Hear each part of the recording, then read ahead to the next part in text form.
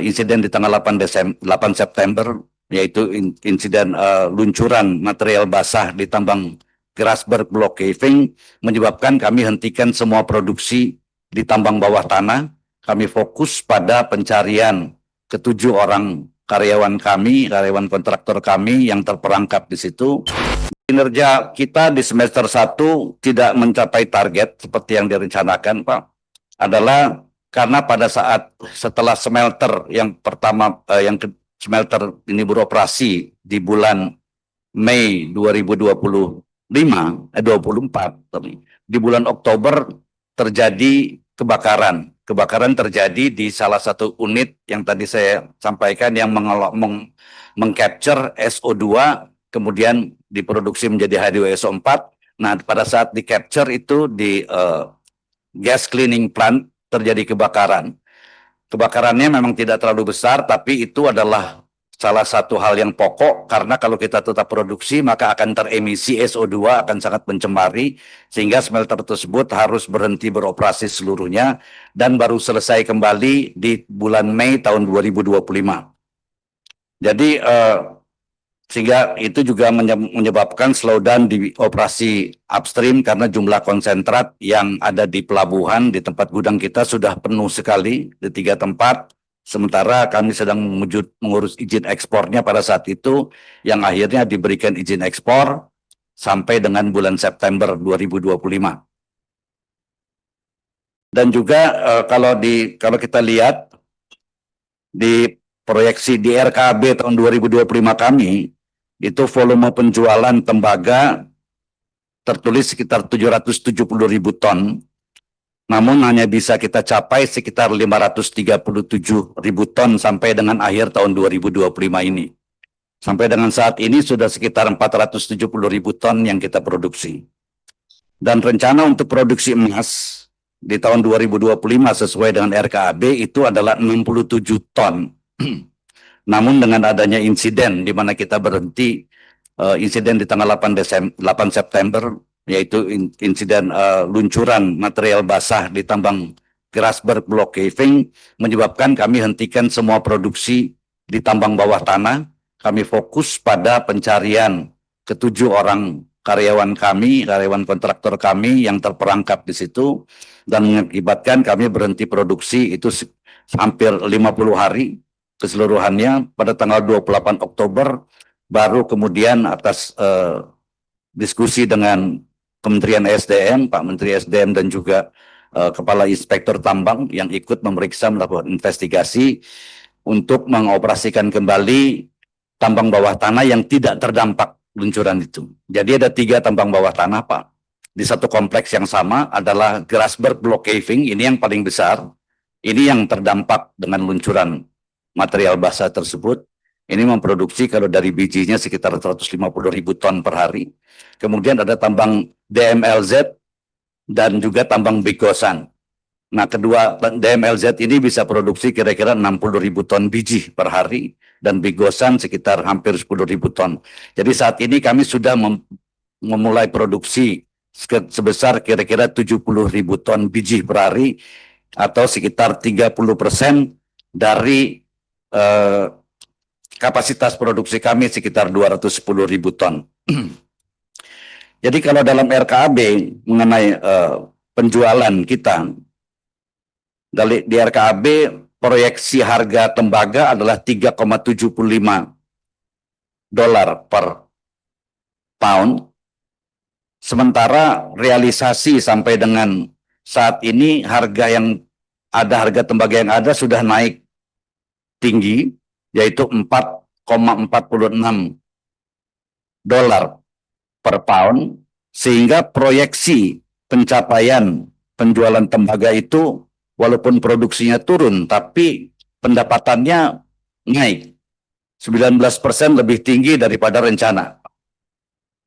Jadi kalau kita lihat tadi di atas, produksi kita hanya 70% untuk tembaga, tapi pendapatannya bisa naik 19%, 119% totalnya. Juga untuk emas, karena kita proyeksi di tahun 2025 di RKAB kami itu proyeksi harganya $1.900 per ounce. Harga saat ini itu Sementara sudah 4.300, tapi diproyeksi pada saat kami lakukan di kuartal kedua itu harganya masih 3.000. Ini realisasinya Pak ya, $3.400 per ounce. Sehingga kenaikan pendapatannya malah tinggi sekitar 80%, padahal produksinya berkurang hampir separuhnya. Jadi dari total ini proyeksi kami kalau dalam RKAB itu rencananya sekitar 10,4 miliar dolar untuk pendapatan revenue perusahaan, dengan walaupun produksi tembaga berkurang 30%, emas berkurang 50%, kami bisa mencapai pendapatan penjualan pada tahun ini sekitar 8,5 miliar dolar atau hanya turun 18% dari proyeksi sesuai dengan RKAB. Dan untuk penerimaan negara dalam proyeksi RKAB kami tahun 2025, penerimaan negara direncanakan hanya 3,7 miliar dolar. 3,7 miliar dolar ini adalah sekitar hampir 70 triliun rupiah, Pak. Namun dengan proyeksi dengan harga emas dan tembaga yang meningkat, proyeksi pendapatan negara sampai akhir tahun 2025 ini bisa 4,1 miliar dolar. Dan kalau dilihat di grafik di bawahnya, itu pendapatan negara adalah dari pajak, ya, pajak perseroan badan, kemudian ada PNBP, dan juga ada dividen. Ini kalau kita lihat di proyeksi 2025 ada bisa mencapai 4,1 miliar dolar. Ini juga ada faktor lain, yaitu faktor cicilan atau installment pajak perseroan badan, pajak penghasilan badan, yang harus kami bayarkan berdasarkan hasil di tahun 2024. Ini akan terus kita bayarkan sampai akhir tahun, makanya memang angkanya melebihi dari RKAB 2025 karena faktor-faktor tadi tersebut. Dan slide selanjutnya menunjukkan roadmap atau rencana kerja kita di tahun 2026. Pertama adalah kita terus melakukan pemulihan tambang Grasberg Block Caving dengan target untuk dapat mulai mengoperasikan tambang ini pada triwulan pertama 2026. Kalau dilihat dari timelinenya, kejadian di tanggal 8 September, kita fokus pada pencarian karyawan yang terperangkap. Kemudian setelah ditemukan semuanya, di minggu pertama bulan Oktober kita melakukan proses investigasi bersama dengan Mine Inspector atau Inspektur Tambang dengan Kementerian SDM dan beberapa ahli-ahli. Kita melakukan investigasi dan juga evaluasi. Dan selanjutnya rencana kerja kita untuk Grasberg Block Caving ini adalah di bulan November-Desember ini melakukan pengamanan dan pembersihan material di GBC atau di Grasberg Block Caving, kemudian juga persiapan untuk melakukan infrastruktur karena pada saat longsoran terjadi banyak infrastrukturnya yang juga rusak dan memerlukan waktu sebelum kami bisa memulai operasional di tambang Grasberg Block Caving, tapi hanya sebagian besar karena sebagian kecil yang terkena dampak tersebut masih akan kita verifikasi secara bertahap untuk dapat memulainya kembali. Dan untuk operasi smelter, ramp up operasi smelter sampai dengan bulan Agustus, ini smelter yang baru Pak, sampai bulan Agustus itu sudah mencapai 70%. Dan kami saat ini kan sudah memulai produksi 30% di hulu ya, 30% di hulu, dan konsentrat yang dihasilkan dari 30% ini akan seluruhnya dibawa ke PT Smelting, yaitu smelter yang sudah beroperasi lama. Dan memang karena kami memiliki perjanjian dengan pihak Jepang sebagai operator untuk memprioritaskan smelter dalam negeri untuk PT Smelting dulu. Jadi smelter baru di Manyar, di Gresik juga ini, sementara ini sampai akhir tahun masih belum berproduksi lagi, Pak. Belum berproduksi lagi dan rencana baru akan mulai produksi di triwulan kedua tahun 2026.